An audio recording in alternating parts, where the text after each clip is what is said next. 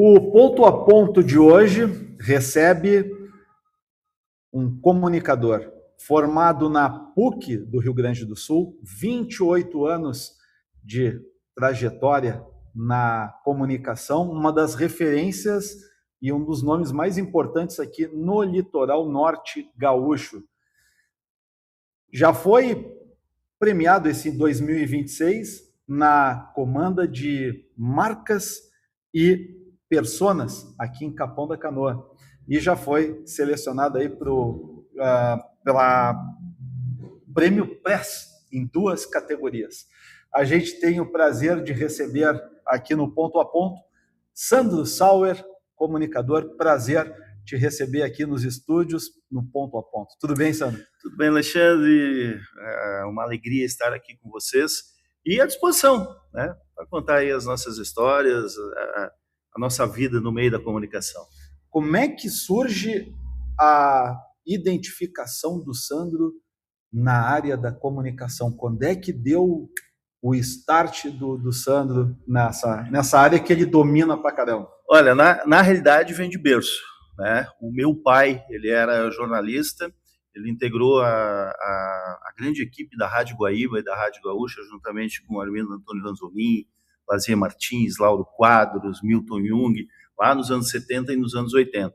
Então, eu, já pequenininho, 7, 8 anos, eu estava sempre na Rádio Guaíba, né? Eu acompanhava o pai nas jornadas esportivas, ele era plantão de estúdio, foi também setorista do Grêmio. Então, eu vivia aquele ambiente com grandes profissionais, Antônio Carlos Macedo, o Lazier Martins, como eu já citei, João Carlos Belmonte e tantos outros. E ali me encantava aquilo. Entretanto, num determinado período, eu cheguei na adolescência, tinha lá meus 14 anos, 15 anos, eu me afastei um pouco e virei um surfista, né? Passei cerca de 20 anos surfando, viajando, e um belo dia eu estava em Florianópolis e eu retorno à capital, meu pai tinha falecido, e eu fui conversar com o Armindo Antônio Ranzolin, ele era o diretor da Rádio Gaúcha, e eu precisava saber algumas coisas do meu pai. Eu tinha certeza que ele sabia, porque eram grandes amigos, grandes companheiros. E ele me repassou as informações e me fez a seguinte pergunta, eu nunca vou esquecer na minha vida. O que tu está fazendo? Eu digo, não estou trabalhando, estou construindo uma casa e surfando. Ele disse, quer trabalhar em rádio? Eu digo, quero. Então, tu vai ser o plantão de estúdio, a mesma coisa que o meu pai, na rádio CBN Diário em Florianópolis, que estava montando uma equipe esportiva, né, para acompanhar os clubes catarinenses, e lá fui, né? Nunca tinha trabalhado em rádio, não sabia nada, mas eu tinha o conhecimento, porque nas jornadas esportivas na Rádio Guaíba, eu auxiliava o pai e o Antônio Augusto, né? A gente fazia rádio escuta, eu, o Vitor Bleide Moraes, o Milton Jung Júnior, que hoje está lá na CBN em São Paulo. Então a gente auxiliava, a gente sabia o funcionamento, né? Lá cheguei, fiquei 4 anos lá na CBN Diário, depois vim aqui para o litoral e aí tive experiências sempre no rádio, mas em jornal também. E assim a gente iniciou essa jornada. Mas o Sandro é nascido em qual cidade? Eu sou nascido em Encantado, Encantado? Né? Apenas nascido em Encantado. Meu pai e minha mãe moraram um breve período ali, foi quando eu nasci. Mas depois eu morei em Estrela, de onde é oriunda a minha família, né? A família Sauer e Fenster-Seifer da minha mãe. E eu acho que com 7, 8 anos, a gente mudou para Porto Alegre. O pai recebeu o convite, ele trabalhava na Rádio Alto Taquari, e recebeu o convite para a Rádio Difusora de Porto Alegre. Trabalhou um ano na Difusora e foi para Guaíba. E a Guaíba era, talvez, naquela época, a melhor rádio do Brasil inteiro. Na Guaíba ele ficou por cerca de 25 anos. E depois, quando a Guaíba teve um período assim muito difícil, a Companhia Jornalística Caldas Júnior, ele se transferiu juntamente com praticamente todos os profissionais para a Rádio Gaúcha, onde em 91 ele veio a falecer. Essa questão do histórico, do ver o teu pai ali numa referência no jornalismo, isso aí facilita mais abrir portas? Facilita muito. O ser filho do Érico Sauer, de uma pessoa que teve uma relevância dentro do rádio, me abriu muitas portas, muitas. Aliás, até hoje, né? Nos lugares que eu chego, algumas pessoas que não me conhecem e me dizem, o Sandro Sauer, filho do Érico Sauer, né? E principalmente no começo da minha carreira, né? Onde eu fiz alguns trabalhos também na Rádio Guaíba, muito impulsionado por amigos do meu pai que trabalhavam lá e que dizem, não, vamos pegar o filho do Érico, o filho do Érico seguiu o caminho do jornalismo, enfim. Então abre porta sim, né? Ainda mais porque o pai, e eu conheci todos eles, né? Sou amigo de alguns que estão vivos ainda, aquela equipe era muito forte, né? O Lauro Quadros, Lazer Martins, Lupe Martins, Armindo Antônio Ranzolin, João Carlos Belmonte, o Macedo, e tantos outros, o Milton Jung, alguns locutores de ponta do Rio Grande do Sul, o José Fontela, por exemplo, que já não estão mais. Aquela era uma equipe modelo de rádio no país. Então, ali eu fui forjado, na realidade, né? E hoje eu sigo algumas premissas daquele período. Eu sou um pouco conservador em algumas questões, assim, mas com certeza. E não tenha dúvida, todo aquele pessoal me influenciou muito. Assim, com certeza. Né? E quando eu os encontro, eu tenho uma participação ali na Associação Rio Grandense de Imprensa. Seguidamente eu vou em alguns eventos, estive lá semana retrasada, e há 3 anos eu recebi uma condecoração de 100 anos do rádio, né? E lá estavam 50 radialistas, a maioria deles amigos do meu pai, e alguns que o meu pai também, por exemplo, o Luiz Carlos Ré, que foi meu pai que levou ele para o rádio, estava lá, né? O Lazier,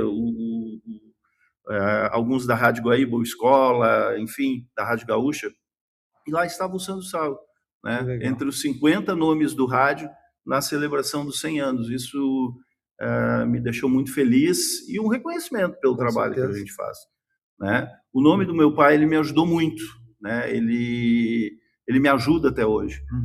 Eu estive no local que você esteve também recentemente, que foi ali na audiência do Porto Meridional. Sim. E lá estava o seu Fernando Carrion, que é o grande pensador dessa questão do Porto.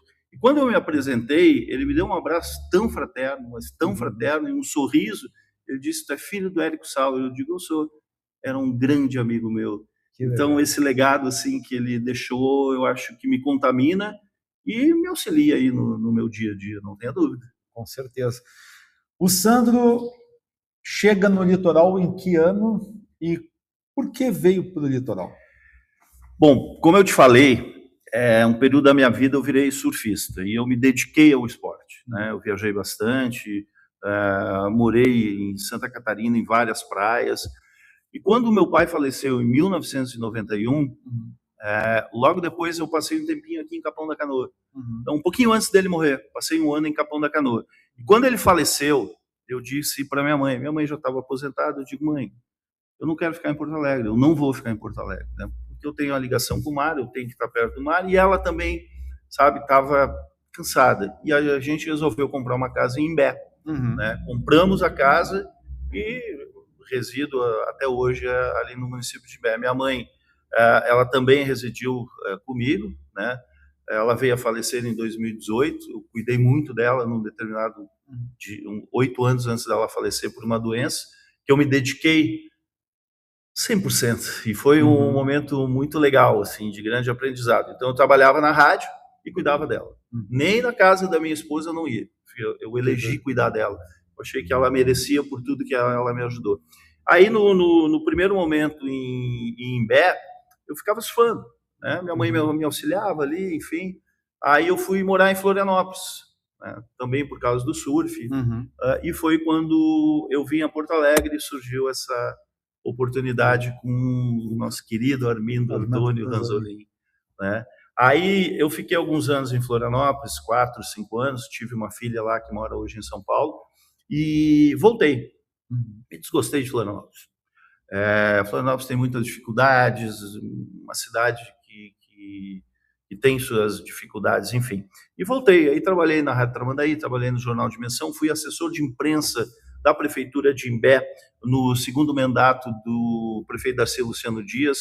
Foi uma experiência muito rica também, que me abriu horizontes diferentes do jornalismo. E há 15 anos eu estou na Rádio Jovem Pan News, né? E nesse período também eu sou empresário, eu abri o meu site, o da Praia News, com notícias aí do Litoral Norte. E 15 anos na Rádio Jovem Pan News. Eu fiz também um período de 5 ou 6 verões para a Rádio Guaíba, né? Eu era o repórter do verão da Rádio Guaíba. Ali também foi um momento bem bacana, assim. Que legal. Sandro, quando a gente, entrando já na questão das notícias, Sim. Muitas vezes o ouvinte da rádio, ele está ali recebendo a notícia, mas ele não sabe o bastidor. Sim. Como é que chega? Para aquele que está nos assistindo aí, o que o Sandro consegue dar aquela notícia, ele busca informação, como que tu faz isso, aonde que tu procura, porque a gente vê no mundo muito aí de notícias falsas. Sim. Ou, né, criando-se um monte de dificuldade. Como é que o Sandro trabalha? Sabe, como eu te falei anteriormente, que o que me forjou foi uma emissora de rádio muito significativa. Isso eu levo comigo, eu trago comigo, né? Então, eu trato a notícia com muita seriedade, né? Eu tenho fontes, né, que são fontes de pessoas. Correto. E fontes na internet. A internet é um mundo fantástico, fantástico. Fora da rede social e fora do banalismo, né? Eu encontro tudo na internet, né? Eu sou uma pessoa que, se eu descubro algum fato, eu vou pesquisar para completar e para ver a veracidade dele, né? Isso eu sempre fiz. E a partir de quando houve a Lei de Acesso à Informação, em 2013, inclusive eu fui um dos 3 radialistas brasileiros que entrevistou o então ministro, que coordenou toda a Lei de Acesso à Informação numa cadeia nacional. E aquilo me encantou. Então, eu utilizo muito os portais da transparência e eu faço muita matéria em cima daquilo. Quanto o município recebeu, como é que está sendo gasto, mas isso é pesquisa, né? Na notícia do dia a dia, eu tenho muitas fontes, né? E como eu acompanho o andar da carruagem das cidades, principalmente em Betra, Mandaí, um pouco aqui de Capão, Cidreira, Arroio do Sal também, eu me dou bem com todos os prefeitos, todos eles, né? Prefeitos, alguns vereadores, e isso me abastece de notícias, né? E eu sou muito curioso, então eu vejo, aquilo ali rende uma boa matéria, a prefeitura está fazendo isso, rende uma boa matéria, a associação X está fazendo aquilo, porque a gente não pode ficar muito na questão pública, nós temos infinitas questões. Hoje, por exemplo, eu fiz uma entrevista muito legal com o pessoal da Universidade Federal do Rio Grande do Sul, do campus Litoral, né? O Ciclimar é uma fonte de informação muito grande para mim, já há muito tempo, né? Desde o seu fundador, o professor Irajá, que eu tive a felicidade de fazer uma das últimas entrevistas antes do seu falecimento. Nós conversamos por cerca de 2 horas, ele contou toda a história dele, a história acadêmica, a história política, porque a universidade, ela é política. Sim. Então, eu procuro, né, eu sempre digo, eu só falo o que está no papel, eu só falo o que é... E eu já deixei de dar informação por ter ela pela metade, de saber que estava acontecendo, porque a gente tem aquela ânsia, o fato está acontecendo, a gente tem que divulgar, né? Tem que botar no site, tem que sair na rádio, mas eu muitas vezes eu me contenho para ter uma informação de qualidade, né? Eu acho que isso vem me moldando assim ao longo dos anos. A rede social, ela nesse tempo aí da tua experiência no jornalismo, ela agora ajuda ou atrapalha?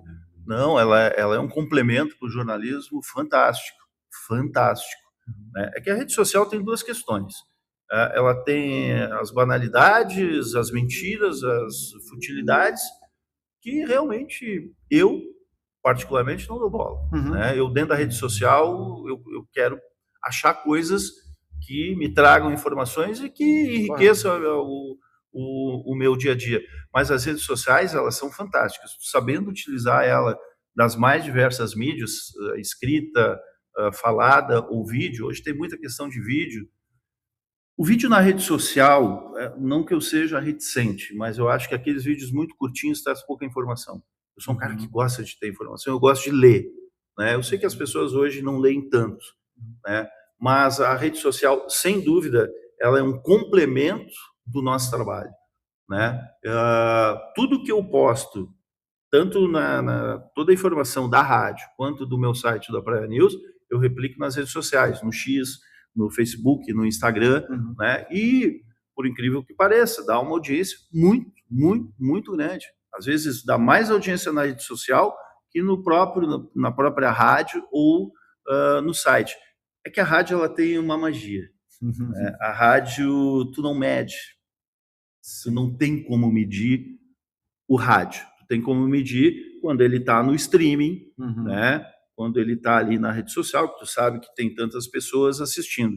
Mas o rádio em si, o aparelho, o carro, tu não sabe quantas pessoas tem. Eu não sei se eu estou falando para uma, para 10 ou para 1000. Né? Nós nos encontramos na Festa do Peixe e lá eu estava sentado no estúdio da rádio e chegou um cidadão de Arroio do Sal. E ele disse: tu é o Sandro Sal? Eu digo: eu sou. Eu discuto todos os dias lá em Arroio do Sal. Eu sou comerciante. Ele foi fazer um elogio de uma entrevista que eu tinha feito com o secretário de Indústria e Comércio de Tramandaí, ali na questão dos garçons, enfim, da contenção dos abusos. E aquilo, isso acontece corriqueiramente, mas o modo como ele falou assim me deixou muito feliz. Não é de Arroio do Sal, desculpa, Praia Paraíso em Torres. Eu digo: Paraíso. Eu tenho um ouvinte diário. Aí ele me comentou algumas entrevistas que eu fiz lá na Praia Paraíso, né? Essa é a magia do rádio. A gente não sabe onde é que...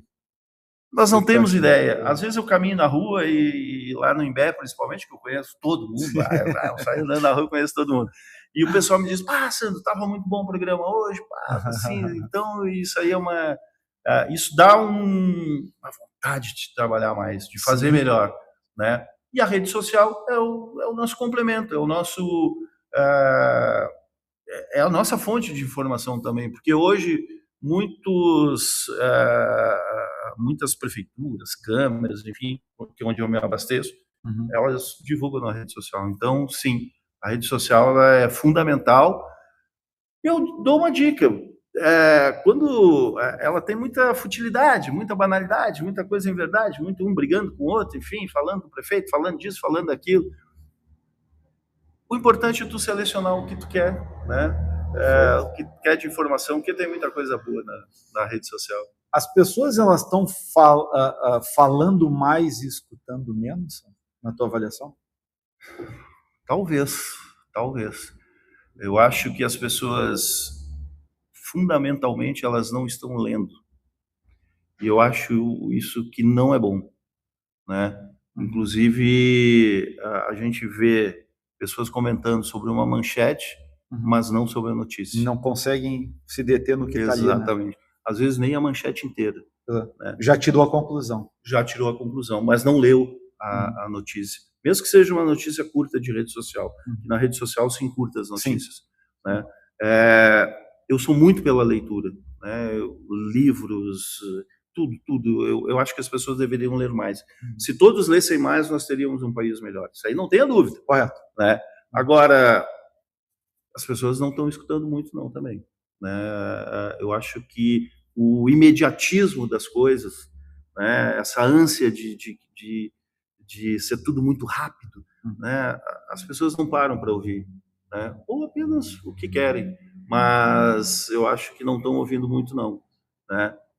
E falando bastante, não tenha dúvida. Sim. E às vezes falando, agora eu me reporto de novo à rede social, falando sem conhecimento, né? E às vezes tu vê tanta bobagem. Mas, enfim, é um reflexo do povo brasileiro.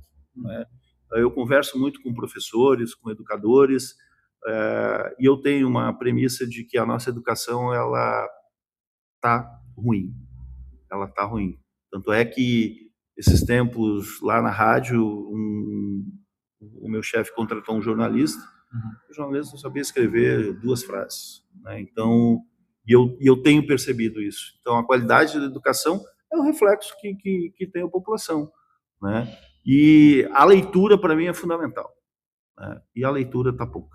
A leitura era incentivada e muito na tua infância, na tua adolescência? Sim. A minha mãe era professora. Minha mãe era professora. livros sempre teve lá em casa e muito. Como meu pai era jornalista, Sim. aquele período todo mundo lia, né?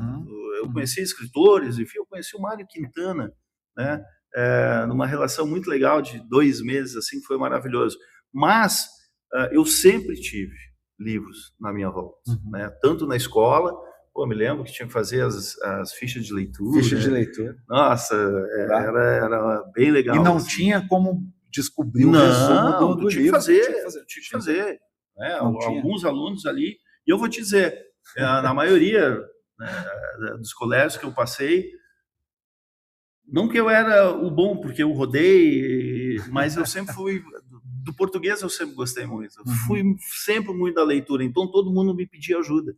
Né? Inclusive na faculdade, uma vez eu fiz um trabalho e o pessoal disse, tu não faz um trabalho para mim, para o grupo deles ali? Eu disse, não, eu faço. Né? Aí fiz o trabalho lá para eles passarem, eu passei, todo mundo passou.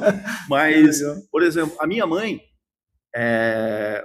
ela era uma leitora, assim, de ler um livro a cada 2 dias. Quando ela faleceu, a gente tinha uns 5 mil livros lá em casa. Que eu dei muitos livros, eu sempre dizia, não adianta o livro estar na prateleira, é melhor que esteja circulando. E ela tinha muitas amigas e amigos que se trocavam livros. A minha filha é uma leitora, assim, também é a mesma coisa. Eu tenho uma irmã, eu acho que já está no número 60 ou 70 esse ano. Meu Deus. A cada 2 dias ela bota, ela seguiu a mãe, assim. Eu leio bastante, mas em virtude, eu falo em livros. O último livro que eu li foi do Rui Carlos Ossmann, né, escrito pelo Carlos Guimarães, aliás, um livro muito bom. E eu estava lendo e ele faleceu. E eu conheci também bastante, assim, né? Mas eu estou sempre lendo. Né? Hoje eu demoro um pouco mais para ler por causa das minhas atividades. Eu tenho a rádio de manhã e tenho o site de tarde e de noite que me tomam ali todo o meu tempo. Mas a leitura é fundamental. Né? Livros não mudam o mundo, quem muda o mundo são as pessoas. Os livros mudam as pessoas. Que maravilha. Nessa tua trajetória, Sandro, fez várias entrevistas. Sim. Muitas aí. Lembra, assim, a mais emocionante? Eu tive várias, mas como eu te disse, a entrevista com o professor Irajá Damiani Pinto, que foi o fundador do Seclimar, uma pessoa, um doutor, ele concorreu politicamente para ser reitor da URGS lá nos anos 60. Ele me contou uma história dele assim fantástica, as viagens que ele fez para a Rússia na época da Guerra Fria, para Cuba, para os Estados Unidos, a implantação do curso de energia que estudou o petróleo na Bahia foi ele. E com todo o carinho que eu tinha por ele, talvez tenha sido uma das mais emocionantes. Mas eu vou te dizer, não dá para dizer uma ou duas. Eu faço por ano mais de 1.000 entrevistas, curtas ou longas. Né? Somente no dia 22, eu fiz eu fiz 6 entrevistas. Né? Tudo assim na faixa de 15, 20 minutos. Fiz com médico, fiz com professor, fiz com secretário, fiz com uma educadora sobre o Enem. Mas por mim passaram muitos políticos, né? Passaram muita gente do povo, vereadores, senadores, enfim. E eu aprendo muito, sabe? Eu acho que mais do que tirar deles, eu é que estou aprendendo, assim, mais do que eles fazer com que eles deem a informação, né? Mas é curioso, porque como eu sou um estudioso de tudo, quando eu não conheço muito bem, eu vou lá e pesquiso. Correto. E pesquiso muito. Né? E eu já me deparei em situações que, é claro, cada pessoa tem o seu jeito de falar, tem pessoas que chegam no rádio e ficam mais caladas, enfim, apesar de ter conhecimento, mas de eu auxiliar a pessoa no conteúdo. Né? De começar a falar e diminuir, eu digo, não, é assim, assim, é assim, assim. Né? Mas isso parte do jeito de eu fazer as entrevistas. Mas muitas emocionantes, muitas duras também. Né? Eu tive uma vez, faleceu uma menina ali no Rio Camarão, né? E eu estava no momento que o pai tirou ela da água. né? E aquele momento doloroso, assim, eu fui falar com a família, até me deram uma entrevista rápida, assim, mas são momentos que a gente vive também. E eu fui, por um tempo, repórter esportivo lá em Florianópolis. Eu fiz 2 anos de plantão de estúdio, e depois eu fui setorista do Figueirense. Né? Então eu tive essa experiência que o meu pai teve no Grêmio. Sim. Né? Meu pai foi setorista do Grêmio por um longo período, e eu vivi uma parte da minha infância dentro do Estádio Olímpico. Né? Então eu vivi essa experiência esportiva.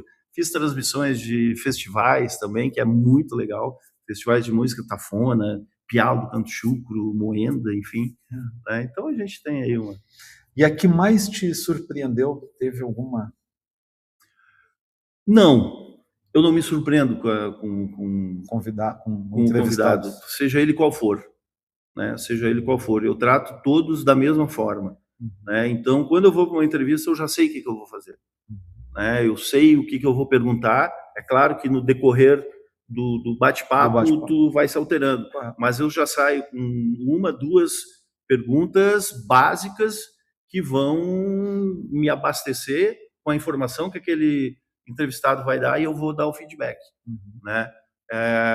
Mas não tenho surpresas, assim, nada. Eu entrevisto muito deputado ali da Assembleia Legislativa, mas como eu sei o que está acontecendo, às vezes eu procuro ali os projetos que eles, ao longo de toda uma vida, né? Então não tem nenhuma surpresa, assim, em relação aos... O Sandro, aqui no litoral, já viu uma transformação aqui dessa região. Como é que tu vê nos dias de hoje aí o litoral norte? Alexandre, eu faço uma análise e eu vou dizer, alguns falam que eu tenho muito conhecimento, assim, e realmente o conhecimento que eu tenho é de muita leitura e de muita vivência. Né? E de conhecer pessoas que colaboraram com o desenvolvimento. Os prefeitos de Capão da Canoa, conheço quase todos eles. Alguns eu acompanhei mais, outros menos. Prefeito de Arroio de Sal, mesma coisa. Torres, Tramandaí, Imbé, principalmente, que é o meu reduto. Né? Então, a história, eu sempre fui muito curioso, muito curioso. Né? Li muito. Eu tenho uma escritora que é muito minha amiga, que é uma maravilhosa, a Leda Saraiva Soares, né? Que me ensinou muito também. O litoral, quando eu aqui cheguei, ele era um litoral provinciano, né? De casas baixas, com exceção de Capão, ali, Tramandaí tinha alguma coisa de difícil, isso faz 35 anos. Né? Capão já era pujante, e eu morei aqui também. Minha vida no sul começou por aqui, junto com o Sandro Neto, enfim, alguns outros aí. Mas o litoral, ele não começou a se desenvolver agora. Esse fluxo de gente que está chegando aqui, todo mundo fala, foi a pandemia e as enchentes. Eu discordo totalmente. Elas potencializaram. Mas já há 15 anos, pelo menos, há uma migração, principalmente de aposentados. O que eu vejo que aconteceu num período mais recente? Além dos aposentados, veio uma gama de pessoas, empresários, pessoas que gostariam de abrir negócio, porque aqui no litoral só abria negócio no verão. Terminava o verão, tu ia embora. Pegava o dinheiro, pimba, voltava para a tua região. Hoje não. Né? Hoje as pessoas apostam aqui. Tanto é que há cerca de 15 anos que as grandes lojas começaram a vir para cá, porque antes não tinha. Né? Antes não tinha, nem supermercado. Aqui em Capão era o Longo. Né? Em Tramandaí tinha ali o Nacional, e aqui tinha o Real. Exatamente. Real. Né? Mas não tinha essa gama de oferta. Quando eu estava vindo aqui para a TV Litoral, eu me lembro de vir para Araçá, tinha 2 casas, do centro, até que tinha 2 casas, e uma era de um amigo meu. A gente chamava ele de Rema na Beirinha, né? Porque ele não conseguia entrar muito no mar, e não tinha mais nada, e tinha o Hotel Araçá. Né? E era isso, era um grande campo. Hoje é uma zona urbana. Mas o litoral ele se desenvolve talvez agora de uma forma mais ordenada, mas ele nunca teve ordenamento urbano, nunca teve arquitetos dentro das prefeituras que pensaram o futuro, né? Nunca. Agora, talvez sim, né? Tramandaí tem lá um programa Transformar, que é muito interessante, mas nós temos a questão do saneamento, que ela é primordial, se nós quisermos avançar, né? Porque, na realidade, os condomínios, me lembro dos primeiros, aliás, o grande condomínio primeiro que teve fio foi Capão Novo. Capão Novo. Foi a primeira TV a cabo do Brasil, né? E eu vinha para Capão Novo. Por isso que eu te digo, eu conheci aqui que Araçá tinha 2 casinhas, porque eu ia para Capão Novo, né?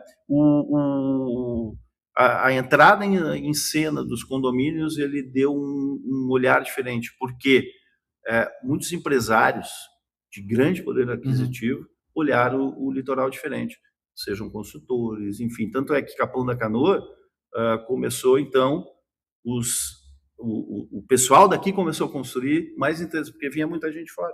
Né? Hoje não. Hoje se estabelece um circuito econômico muito forte no litoral, né?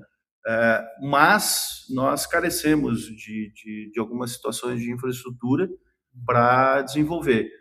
Mas, fortemente mesmo, o público 50 mais, 60 mais, é que deu o grande desenvolvimento do litoral. Não tenha dúvida. Se o Tribunal Superior Eleitoral divulgou os dados do eleitorado, e tu vai ver o percentual aqui no litoral, tem cidade por cidade, é muito legal tu verificar. O número de eleitores 50 anos ou mais, que é a maioria. Né? E veja bem, eu estou dizendo ainda porque nós temos muita gente que veio morar no litoral, mas não transferiu o seu título. Né? Sou um caso. Tu é um caso. Né? Então, o litoral, ele vai se desenvolver mais, mas tem que cuidar do ambiente, não tenha dúvida, né? Mas tem que ter um olhar de organização. Né? Não adianta só abrir rua, construir edifício, abrir rua, tu tem que saber para onde que tu vai. Perfeito. Né? Mas em 35 anos, em Bé, quando eu fui morar, tinha 5 mil habitantes, hoje tem 30 mil. A minha rua, a minha casa foi a segunda da rua, era na Rua Erval. Então, a gente comprou a casa em construção, tinha uma casa bem próxima à nossa que existia, o resto da rua não tinha casa nenhuma. Hoje, a rua é asfaltada. Né? E tem casas que vão até o Balneário Presidente. Que loucura. Né? A 2 quadras da minha casa era banhado. Né? Hoje tem avenida. Então, esse desenvolvimento é muito interessante e, claro, é a região que mais cresce em número de habitantes. Sim. Nós carecemos uma coisa, Alexandre.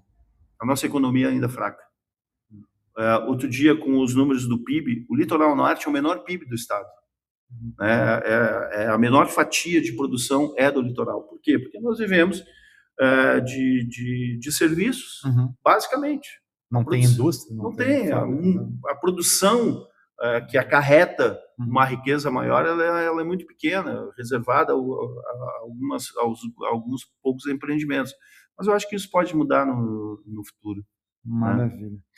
Sandro, a gente está se encaminhando para o nosso final. Vamos fazer um bate-bola. Um defeito do Sandro.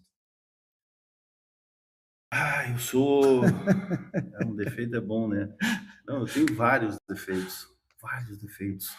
Né? Eu sou turrão, eu sou meio brigão, e à medida que o tempo vai passando, né, a gente vai ficando mais brabo com as coisas. Né? Antes eu não ficava brabo com nada, eu sempre fui muito gente boa. Assim. Hoje não, hoje eu fico brabo. Acho que talvez. E pão duro. Pão duro? Muito pão duro. Pode ser uma qualidade? Pode ser uma qualidade. Então, uma qualidade. A minha esposa diz que eu sou muito pão duro, e sou realmente. Né? Eu até apago a lâmpada ali quando a gente não está no cômodo. E a qualidade, então, do Sandro? Curiosidade. Acho que é a curiosidade. Né? E, além da curiosidade, o amor pelo que eu faço. Acho que talvez seja a maior qualidade. Isso seguido eu falo nas entrevistas. porque eu faço tudo com muito carinho, porque eu gosto do que eu faço. Eu gosto e muito, tanto é que eu trabalho 24 horas. Um sonho a ser realizado. Posso te dizer uma coisa? Meus sonhos já foram todos realizados. Né? Tudo que eu pensei na minha vida eu fiz. É claro que algumas construções não foram exatamente como eu queria, mas eu tive uma família muito legal, um pai muito legal, uma mãe muito legal, tenho irmãs maravilhosas, viajei muito, né? Pratiquei muito esporte, e depois eu ingressei numa profissão que eu amo e que eu adoro. Tenho uma esposa, tenho a minha filha, que apesar de ver ela pouco, ela mora em São Paulo, né? A gente se comunica mais pela internet.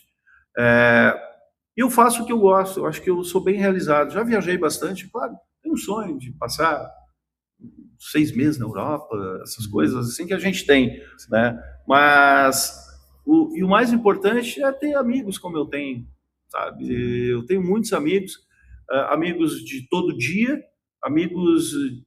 E eu vou te dizer, eu tenho um amigo que é aqui de Capão da Canoa, Carlos Roberto Rodrigues, o Carlinhos. Ele foi gerente do Meridional. A família dele era dona do bar do Tato. Carlinhos todo mundo conhece, né? Ele é surfista e eu conheci ele aqui e a gente fez uma amizade tão grande, que hoje às vezes a gente fica 1, 2 anos sem falar, mas parece que quando a gente se encontra é aquele abraço, aquele carinho. Ou então quando a gente se telefona. Hoje ele está morando no Farol de Santa Marta. Olha aí. Aqui todo mundo, em Capão, a família dele é muito conhecida, né? O pai dele foi econômico da plataforma, os irmãos dele, todo mundo conhece. Família tradicional que legal. daqui. Uma notícia que o Sandro gostaria de dar. Cara, eu gostaria de dar uma notícia de que o nosso país fosse um país bom, né? Tivéssemos nos primeiros dos rankings aí, que a gente é tudo último, né? Eu sei que isso é uma utopia, isso nunca vai acontecer. Vai mudar governante, vai entrar A, vai entrar B, vai entrar... Nós vamos sempre continuar essa, porque o país é assim. Mas eu gostaria de dar uma notícia de, olha, mudamos o país. Né? O Sandro, o ensinamento para o Sandro que o Érico Sauer deixou e que tu utiliza até hoje. Foram muitos, mas principalmente a ética. Principalmente a ética. A ética e a amizade. O que eu vejo hoje do meu pai, quando eu encontro as pessoas que o conheceram, é o quanto as pessoas gostavam dele. Né? Não era por dinheiro, não era por ser um bom profissional, não era por nada. Era por ser uma pessoa boa. Né? E eu acho que é isso que a gente leva, esse é o legado. Né? Eu não preciso de nada, não preciso de dinheiro, não preciso... Claro, a gente tem que sobreviver, né? Mas não tenho aquela vontade de ser rico, milionário, como muitos têm. Eu acho que o meu pai, ele me ensinou isso, né? E principalmente ética, de tu fazer as coisas certas para dormir no travesseiro, acordar no outro dia e dizer, olha, posso olhar para todo mundo sem medo, né? Não preciso me esconder de ninguém em qualquer lugar. Onde eu vou, graças a Deus, eu sou bem abraçado. Né? Onde eu vou, tu vê isso nos eventos que a gente se encontra, eu conheço muita gente. Isso me faz feliz. Né? E esse é o legado que o meu pai deixou. E eu sempre digo para todo mundo, a gente não vai deixar nada, apenas um legado de amizade, de carinho e daquele abraço fraterno que é a coisa mais verdadeira que tem. E para a gente encerrar, Sandro, esse bate-papo maravilhoso, tu tivesse a oportunidade de fazer uma entrevista com o Érico Sauer, qual seria a primeira pergunta que tu iria fazer? O que tu acha do meu trabalho, pai? Porque assim, ao longo dessa jornada eu conquistei algumas coisas muito importantes, prêmios importantes, né? Ganhei 2 prêmios Impresso. O Prêmio Impresso é o maior prêmio de jornalismo, ele não existe mais, mas era o mais cobiçado. Eu ganhei 2 vezes, como repórter de rádio do Rio Grande do Sul, à frente de profissionais da Gaúcha, da Guaíba, da Pampa, como jornalista do interior. Eu ganhei agora o prêmio Corsã de Jornalismo Ambiental. Eu nunca tinha tido essa experiência.